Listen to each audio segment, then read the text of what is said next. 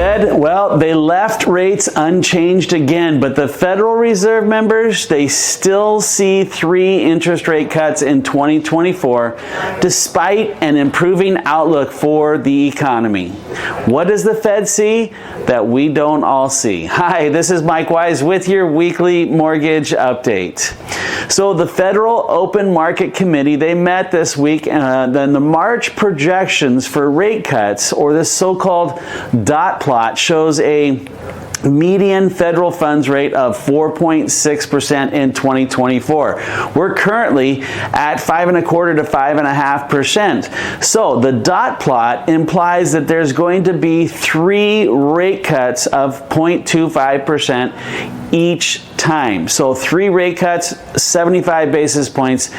This is down from the original 6 at the beginning of the year. But GDP is at 2.1%, stronger than expected. Inflation, it's been higher than expected for the last few months. Unemployment rate is below 4%, and the stock market is on fire. So if the economy is doing so well, inflation is still not 100% under control, why is the Fed still looking to decrease 3 times or by 75 basis points before the end of the year? It doesn't quite make sense to me when the economy and things are looking so strong.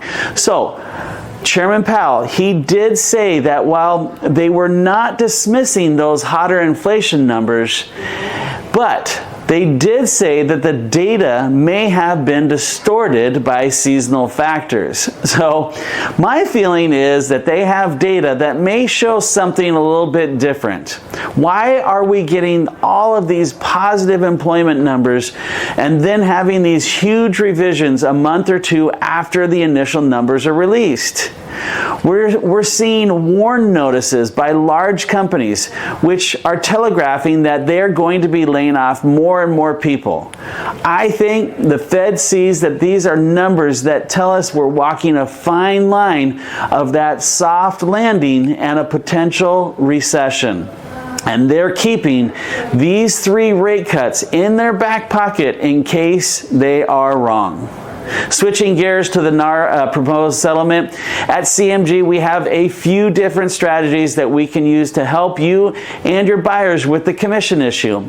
First, we have our Home Fund It program. This is more and more important right now, and it's a crowdfunding program for the down payment of your home. So your buyers, they can reach out to their entire sphere of influence.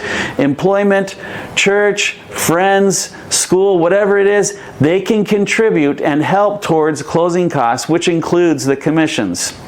Second, we have Fannie and Freddie, which they still haven't come out with really any guidance on how they're going to handle this issue on the commission from a loan perspective. But right now we're using seller concessions as an option, and they're not really hot on these things because there's some compliance issues that go along with these big seller concessions.